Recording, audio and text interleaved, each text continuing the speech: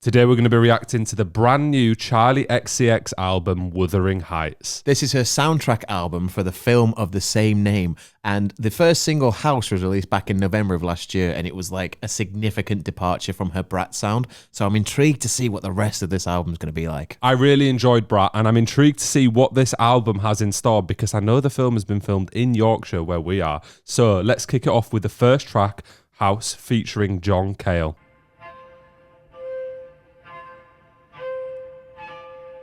Oh, Scary. very scary. Can I speak to you privately for a moment? I just want to explain. Those strings make me feel so uneasy. Explain the circumstances I find myself in. It's foreboding doom. What and who I really am. I'm a prisoner to live for eternity. I mean, it's set in a scene. Can imagine this in a part of the film. I thought it would be perfect. I like this swelling addition every so often of these other strings. Like there, just I want brings to it be up a little bit. perfect. Please, let it be perfect.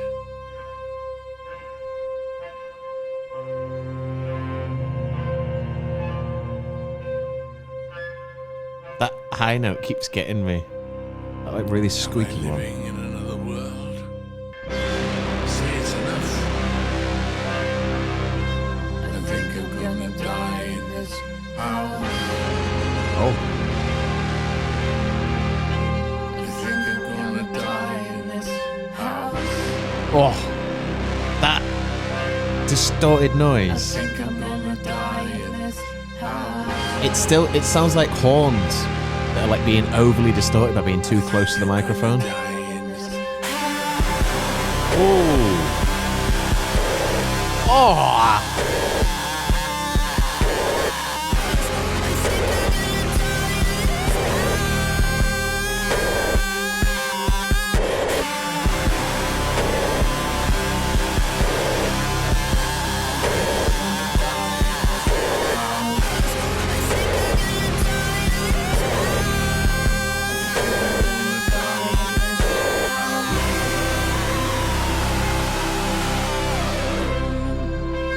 crazy track.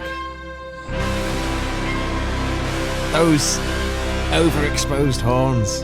It sounds so good. I hear silence.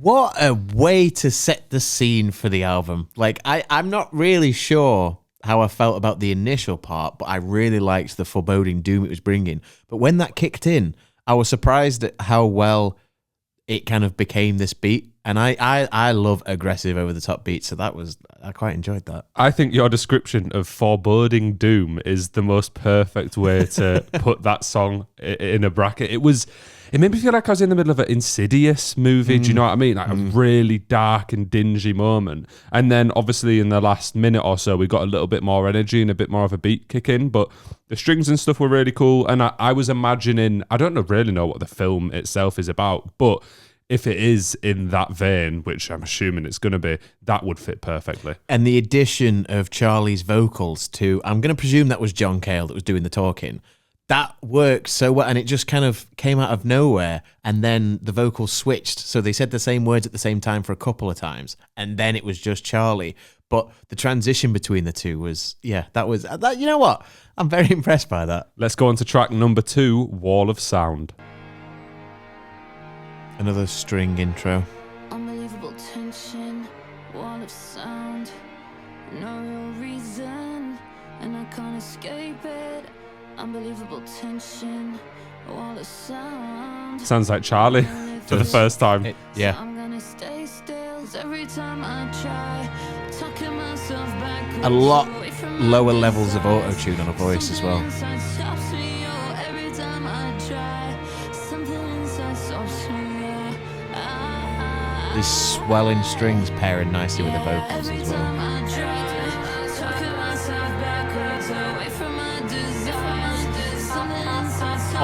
that delay stutter. That's cool.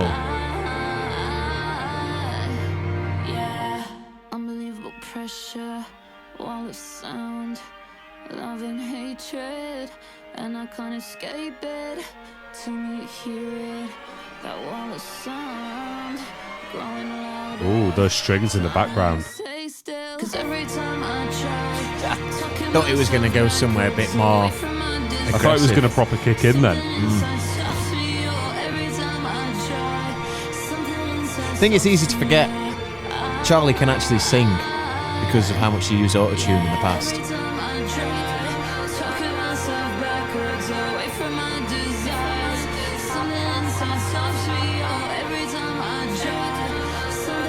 These like circular strings just going up and going down and going up.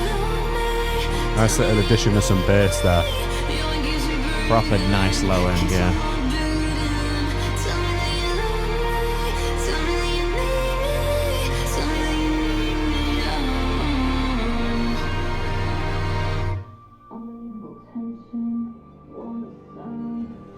She left the room. She's gone in the other room. Oh.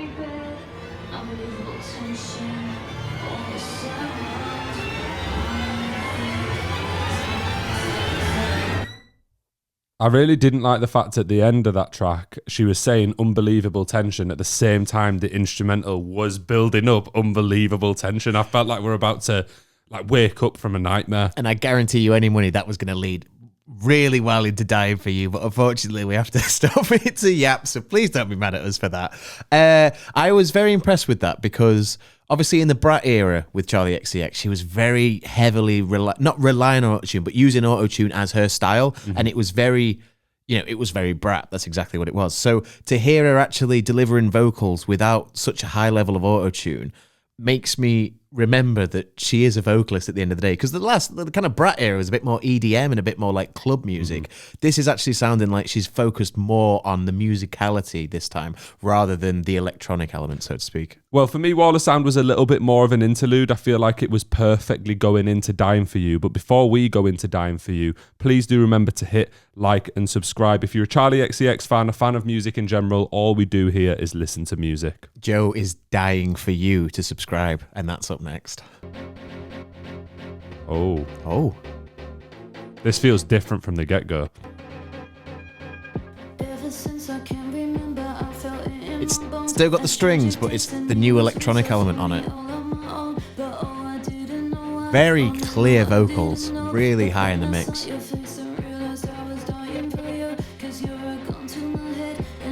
Simplistic drum beat as well, just taking it over.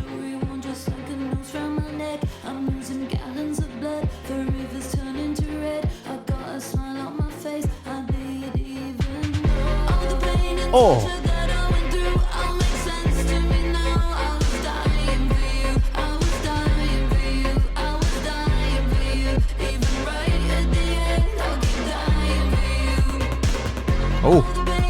Oh, there's so many elements going on now. So many synths.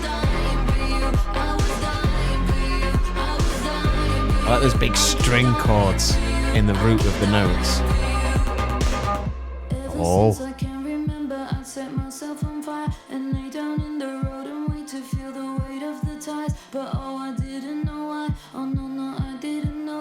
Yeah, proper simplistic in this part, and I just know it's going to boot off again.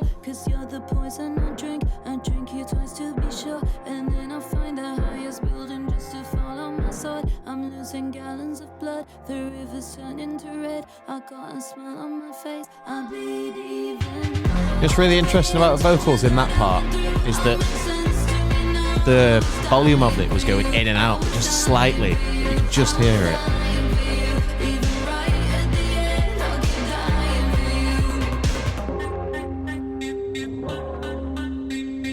Oh, little bits of vocal samples. Flying around the headphones. Yeah.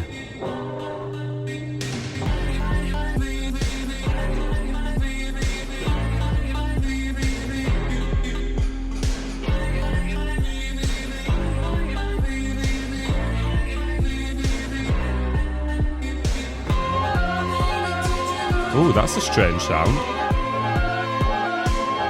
It's nightmare sound. Nightmare, nightmare, nightmare.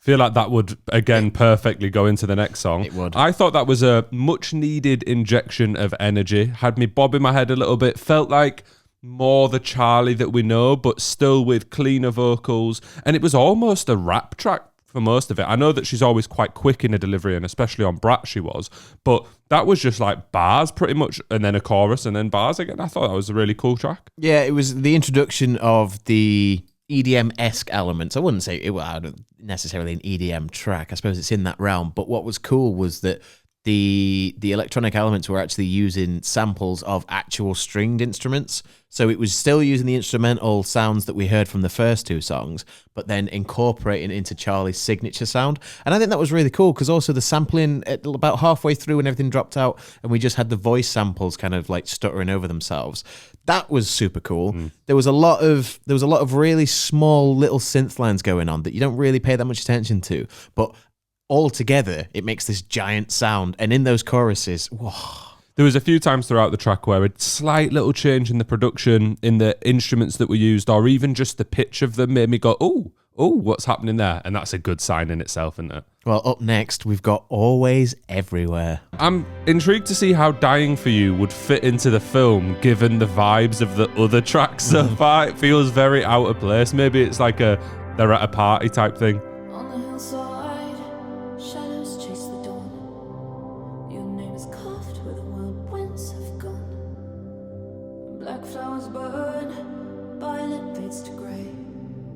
Still I hear your laughter tearing through the rain. I can't escape the storm you gave me. Constant lightning. A lot more emotional. Every echo calls your name. I think this has been the best vocals so far, to be honest. Ooh. Oh, that's a crazy effect. So if you listen there, there's a decay on her voice. Like the wear keeps going.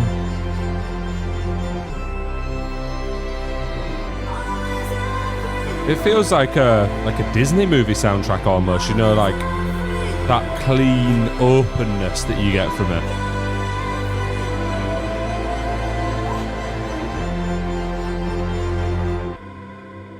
On the water, your face on top of mine. A fevered dream of mirrored features, hungry eyes. Quite like the higher note on the last word of each line. Considering it's still spoken word. Disappear to somewhere dark, so far Yeah, because the rest of it's just her talking. can't escape.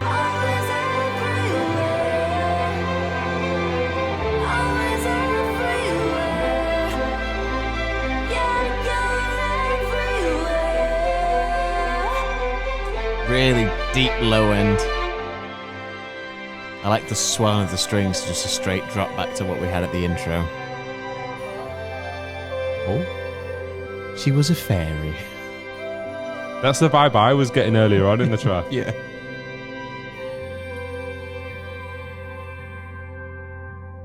I'm going to be really honest here. I do not think many of CHARLI XCX's fans will vibe with this much. The last track, yes, but the other three, I think they'll just be like, well, this isn't really what we're here for. I don't know because I was going to say it's still got a signature CHARLI sound to it. Her vocal delivery and the way that she's delivering her vocals, the lyrics that she's using, it still feels very CHARLI infused. She's managed to take this kind of new orchestral kind of way of making music and intertwine her classical, everybody knows what she sounds like style into it. I'm not debating that it sounds like her to a certain extent. I just think it's very different to anything she's done in the last 5 or 6 years. And that's where she's built the majority of her fan base. But I'm not arguing that that's not the case. I'm saying that it does sound a lot like the other stuff. I think it's at all. I think it's within the realm enough of CHARLI XCX that a CHARLI XCX fan will listen to this and go, "This is a breath of fresh air. We've been waiting for a new era. We've come out of the BRAT era now. It's no longer BRAT summer. We're on to Wuthering Heights winter." Well, I don't know, Charlie fans, let us know in the comments. I might be completely wrong. I just have a feeling that maybe not everyone, but a lot of people who really like her more electronic EDM style of music won't make the switch over to this. What about the fans that liked the song with Icona Pop? I don't know. My car into the bridge. No, but that's what I mean. Charlie has done other types of music in the past, and she'll have a core fan base that like it, but I don't see it hitting the same like heights and fandom as BRAT. The same Wuthering Heights, would you say? But let's go on to the next track here, which is Chains of Love, and as we continue, we'll see if that reigns true. And to be clear as well, I'm not saying I'm not enjoying the album. I am actually really enjoying it so far, but I understand your point, yeah.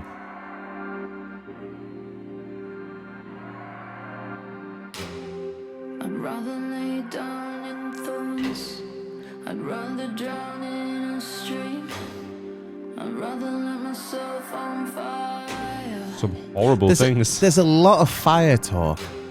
I'd rather wear all these Oh. scars. I'd rather Those like watch my skin that percussion feels like it's coming from a different room. in the eye of your storm. I like the use of that stick clap as well. Oh, Shattering like glass. where did that come from? It's a breaking of my heart. The chains are never cool. I shouldn't Oh. be like a prisoner. That low end is filthy. Wobbly.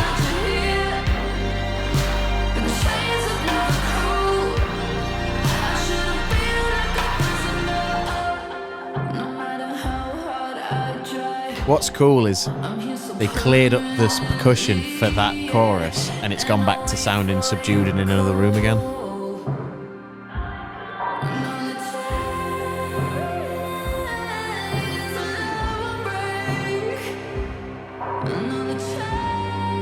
Great vocals there. Yeah.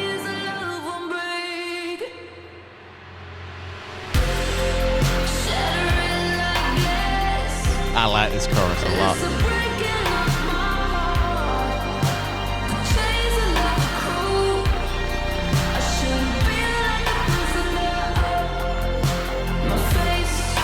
Almost feels like a weekend beat. It's that 80s vibe.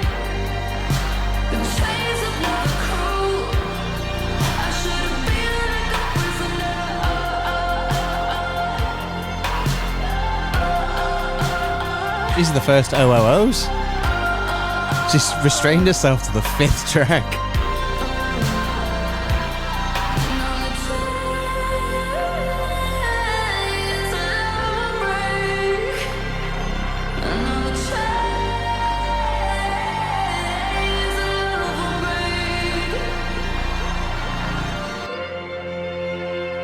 I think that was probably my favourite track so far. I really enjoyed the production. That kind of deep synth note that was carrying the entire track through was really good. And I think it was the best vocals so far. Some really well delivered, quite long vocals in comparison to what we're used to hearing from Charlie. I thought that was a very good track. I feel like we've said that for most tracks now. We're like, okay, this is the one with the best vocals. But I agree with you. This one does sound like it was the best vocals. Like you say, a lot of sustained notes, a lot of... It shows that she's been working on her vocals tenfold because this sounds really good. That track, I think what you were saying previously about CHARLI XCX fans maybe thinking, oh, this isn't quite to speed what it needs to be. I think that track is a lot more slowed down, and I think that was probably the most reminiscent, other than Dying For You, of a previous sound. But if you sped that track up by like 1.2 times, I bet it would have that feel to it. Yeah. I think this is just a much more calmer and somber album from previous stuff that she's done. And you know what? I respect it. I respect it massively that she's gone in this new direction, because her whole image was BRAT for the longest time. And for her to jump into this, it's bold. And you know what? So far, I think it's paying off personally. Well, Tim, we should jump into Out of Myself up next. My fingers gripping the floorboards.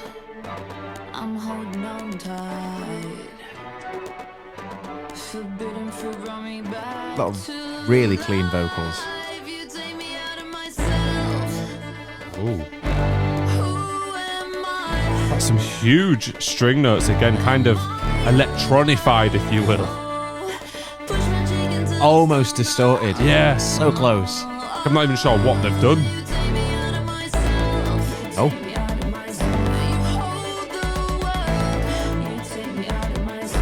This is the return of the EDM element again.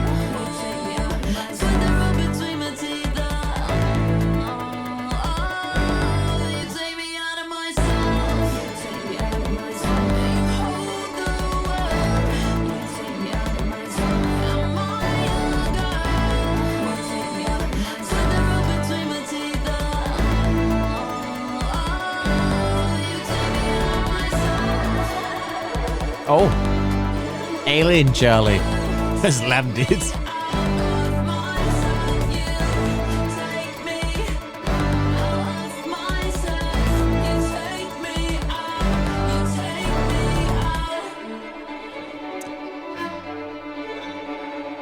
The strings are just doing so much. I had a lot of things to say, but There's so many tiny little... Yeah.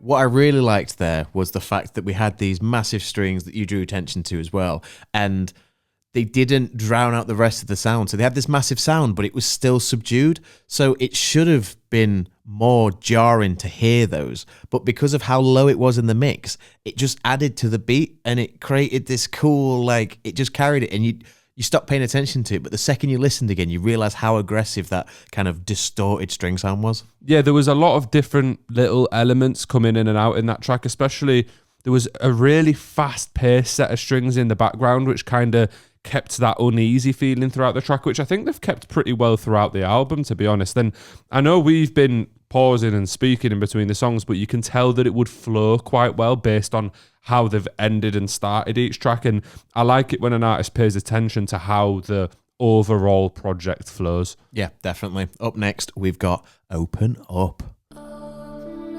This is only 1 minute and 27 seconds. Looks like more of an interlude. So after this, should we flow straight into Seeing Things? I think we should. And I think I'm seeing things because for some reason, you're still not subscribed.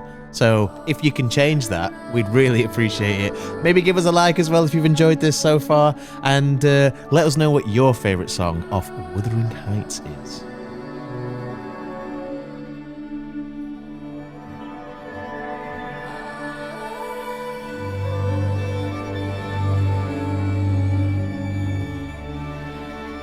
Yeah, this is definitely like an interlude to link the two styles.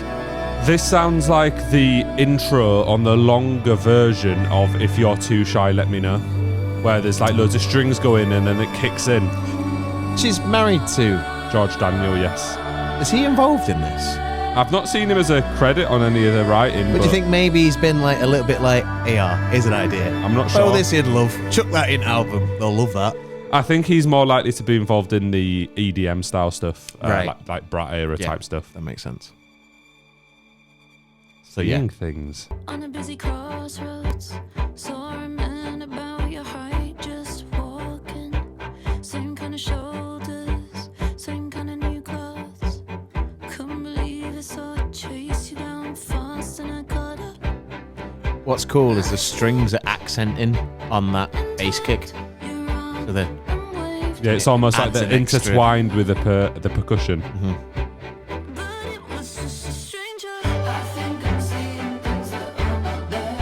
Oh, little high-end piano.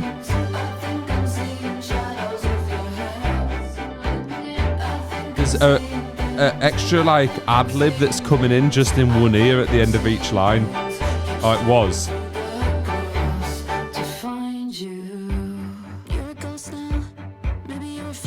I think that's like the ghostly voice that she's trying to get across. Oh. I had a dream about a ghost last night. It was really scary. Might have been a nightmare, actually.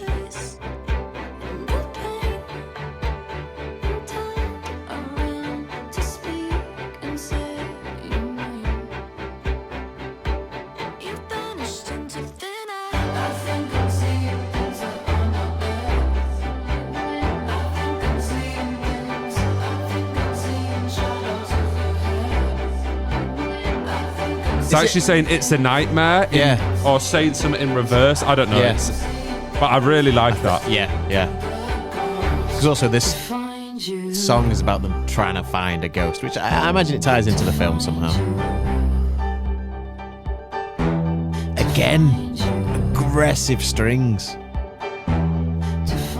Is that strings? I can't tell if like it's. a synth, I can't tell if it's simulated or whether it's just really overexposed.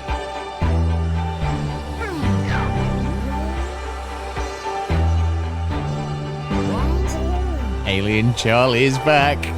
She's real.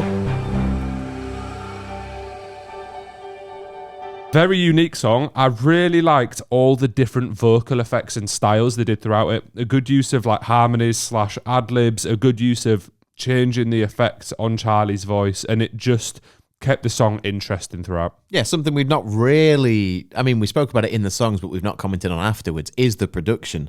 And that song was a great example of that production where there was a lot going on with the strings, there was a lot going on with the vocals, and everything is mastered in a way that everything is audible. Nothing's getting drowned out. And to have that many different things going on and for nothing to kind of lose the edge that it needs, it's quite impressive, to be honest. Yeah, everything still has its place within the overall production. But Tim, let's go on to track number 9, Altars. Sounds like the intro to Death Grips. As I kneel before your altar, Again with the really clean vocals. I thought that sounded quite clearly auto-tuned in the first line. I just mean like audibly, Right on top of everything. I think there's been a lot of auto-tune. It's just minute. This song seems like the most so far, though. Not that that's a problem as such. If it works for the song, I'm not against auto-tune. Well, it's Charlie's style. It's like T-Pain. He can sing, but he just likes to use auto-tune. Oh.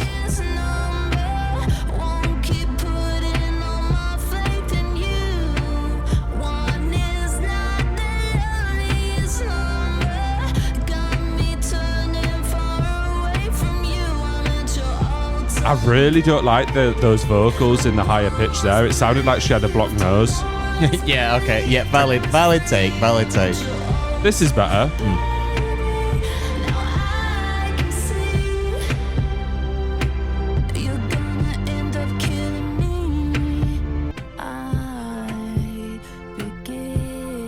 That clock timer.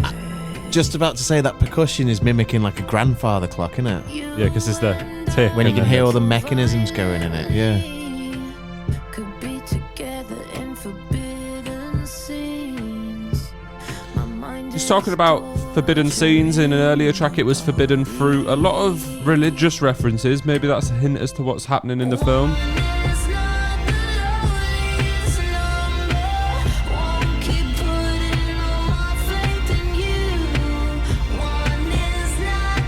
And the fact the track's called Altars.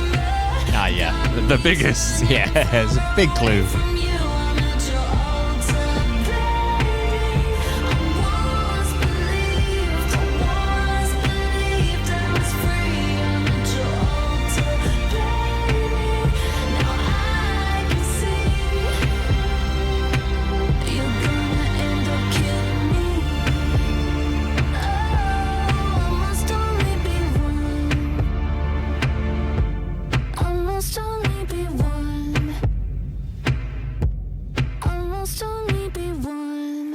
I personally think we went from some of the best and most different vocals on the album so far to the worst, and I didn't really enjoy that song much. I thought there was some cool production elements. We picked up on the kind of clock ticking in the background. I just didn't really vibe with it. I didn't like the vocal style.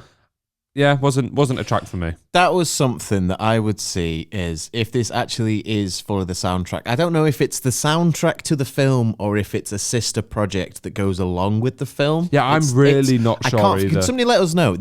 Are all these songs in the film, or is it a soundtrack where some of them are in the film But it's on the but same it's vibe. it's like a project that is to like accommodate the film or something. I'd like that clearing up because I'm not entirely sure. I've looked a lot online, cannot figure it out. Yeah, that track, the ticking clock was really cool. And what I enjoyed the most was probably the percussion. I don't think there was many other elements in that really caught my attention. Again, the vocal style was very different to what we've heard previously. Don't think it quite came off as well as it maybe like was perceived to be. The one thing I did like though was the last 3 lines of the track where she says I must only be one were different effects each time, and on the very last one it was a little bit more robotic, so it was like kind of just like this is towards the end of the song. Really wasn't for me, I don't think, unfortunately. Let's go on to track number 10, Eyes of the World, featuring Sky Ferreira. A lot of these like really unsettling strings in the intros. Stars in my eyes. Do you see me frozen in time? Watch me leave the girl behind. There's a shadow. Purely left pan, that. Projections on my mind. Something that you recognize. That's a clean 808.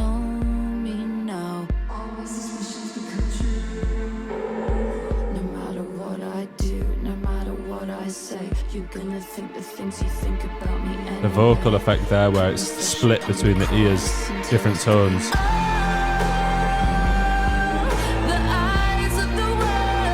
That reverb snare as well. It's such an open room sound.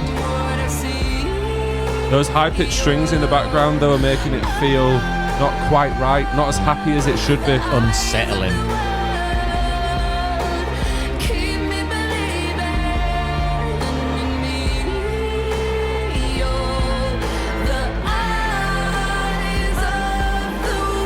Nice harmonies.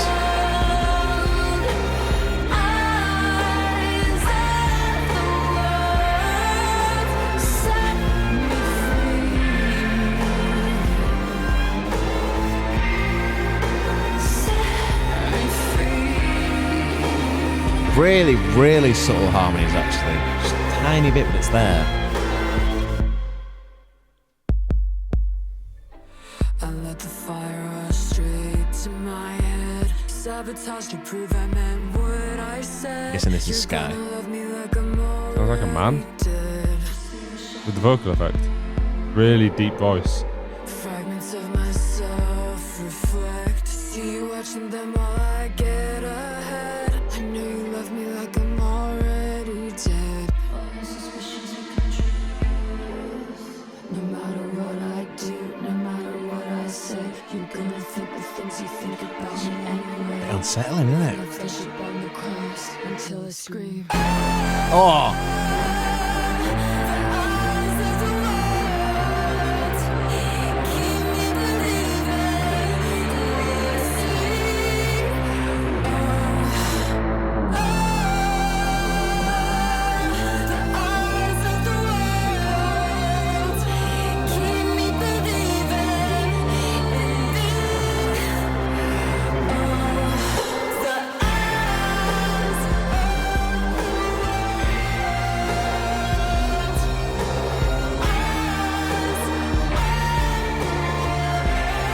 Very, very powerful vocals. A lot of effort being put into them. But still they sound really effortless, like whispery. But you can tell there's a lot of projection there.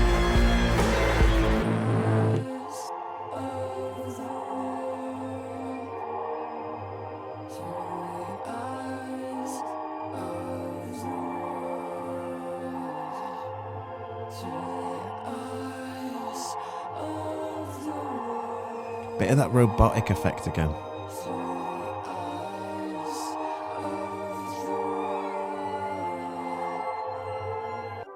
Some really big, grandiose moments there where everything opened up. Some really good vocals again. I wasn't too sure on the deeper vocals in certain parts, but it kind of ended up making a bit more sense because she was contrasting with herself between lower and higher vocals. I don't know. I feel a bit confused after that track. I felt like it was a bit of a mixed bag. It was like we had 2 tracks in one almost. I think Because there was a feature on it, I was expecting a little bit more. I enjoyed the track, don't get me wrong. I did actually think it was quite a good was the track. deeper vocals Sky Ferreira? I thought it was CHARLI. I forgot there was a feature. And you said it sounds like a man. Well, I was like, yeah, I mean, it was. I thought it was CHARLI purposely doing deeper vocal effects. I'd forgotten that there was a feature, so apologies, Sky. That was Sky. That's my bad. That's my bad.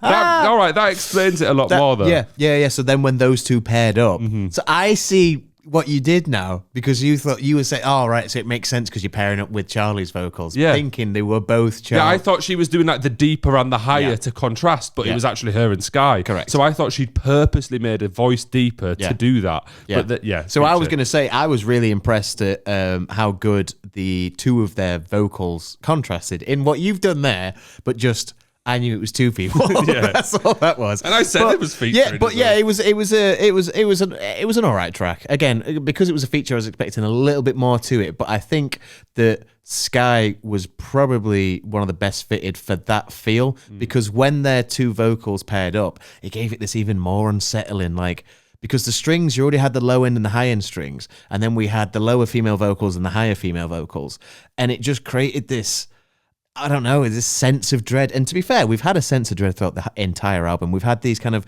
discordal strings, these circular strings. There's just so much stuff that makes you feel uneasy.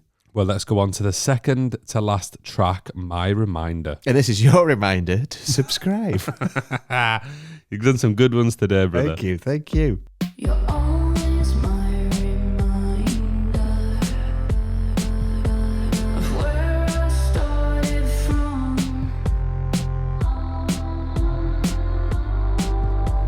You're always I like it when an artist uses their vocals as part of the instrumental. Like the soundscape.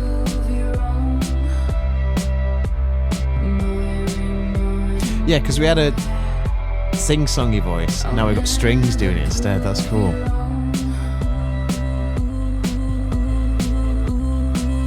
Oh.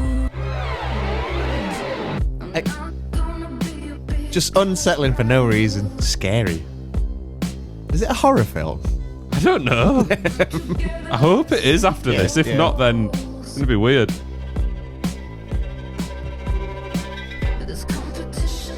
Who let that violinist in? Get him out now. Scaring me.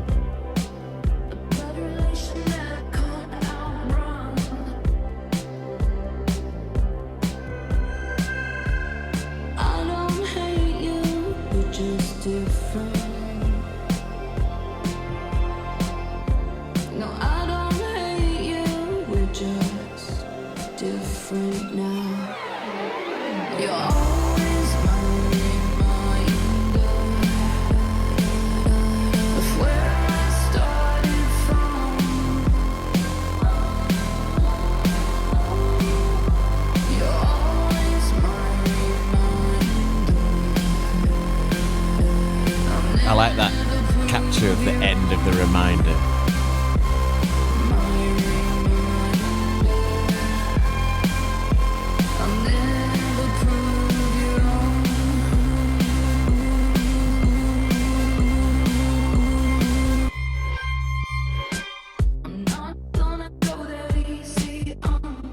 Oh, stuttery.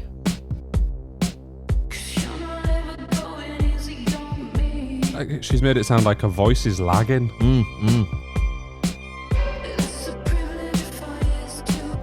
A voice sounds like when Bluetooth starts dropping out when you walk too far away from your phone. And you're like, oh, these fucking headphones, man.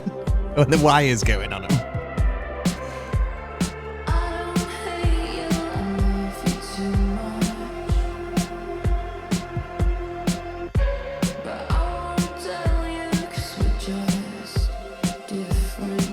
I don't hate you, I love you too much.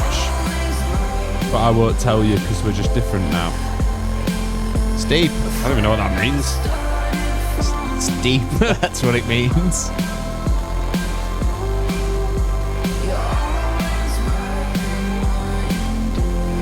It is funky though. It's got a nice beat to it. It's a little bit of a head bopper. I feel like this would be good if you were on a run. Yeah. Do you know what I mean? Nice beat, and it's been pretty consistent throughout it. Yeah, and it's about the pace that you've been running at as well. Yeah, that's good, yeah. I'd love these stutter vocals.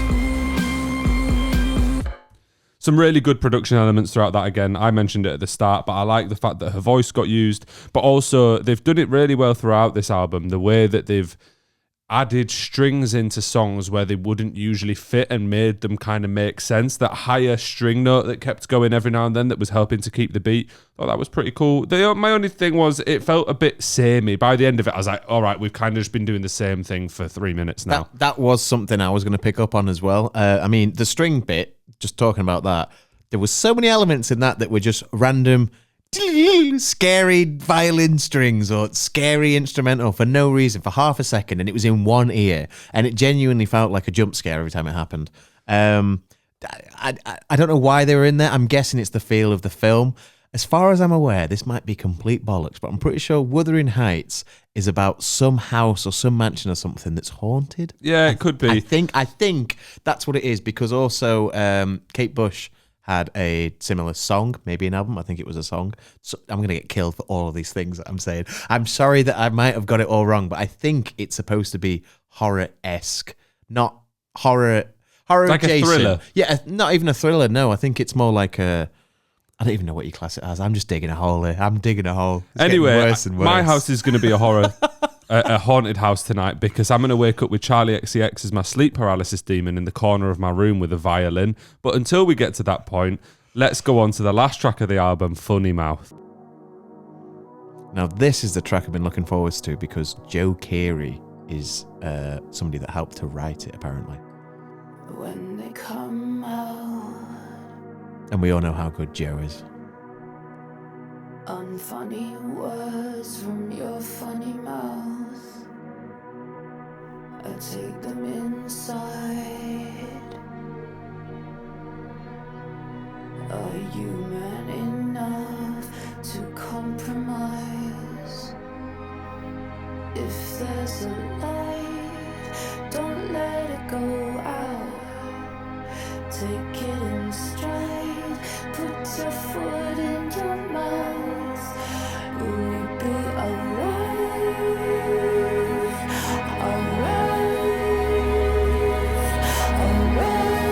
Oh.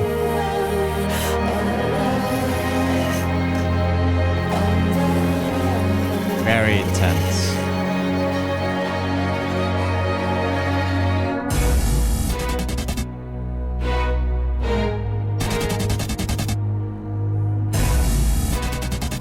Skrillex has entered the chat. Everyone sleeps. Everyone wakes up. Everyone dreams. Based on the lyrics of this track and many of the others, I think this film's got to be about the most toxic relationship in the world. Maybe that's the scary part. Maybe. Don't let it go out. Take it in stride. Put your foot in your mouth. Will we be alright? Like these ghostly notes underneath.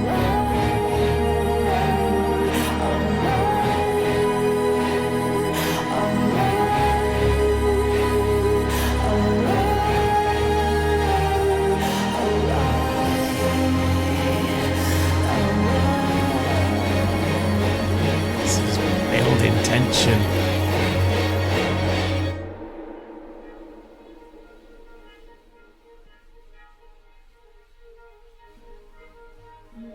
Eerie.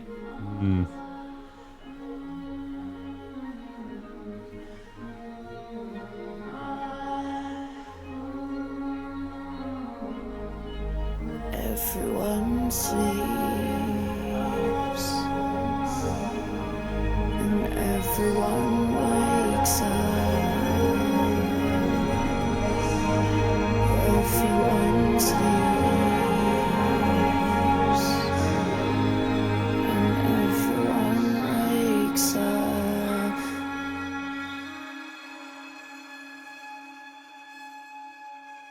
a very peculiar way to end the album. It kind of felt like we went right back to the start with that more haunted, kind of angry vocal every now and then. Felt like a track that had definitely fit into the film a little bit more than fit into me listening to it in everyday life, if that makes sense. Yeah, there was that weird bit in the middle where we had the electronic elements added that kind of seemed to come out of nowhere. And then they weren't ever reintroduced again. They were just there once. And then I thought towards like the second third of the song, that like, you know, towards the end, it might come back and get really intense again. But what that song did really well was build up this intensity. And again, I'm going to go back to what I said at the beginning, that foreboding doom where the strings got louder, the vocals got louder, there was a very subtle distortion on top of it, and it just brought this sense of dread. I don't know what it was, but I think that's something this entire album has captured, is that sense of dread. Yeah, definitely. For me, this album as a whole, I really don't know how I feel about it. I've enjoyed certain moments in terms of the production when it's gone up a little bit in energy, and I appreciate the talent on display with all the string work and how they've managed to meld that into some songs.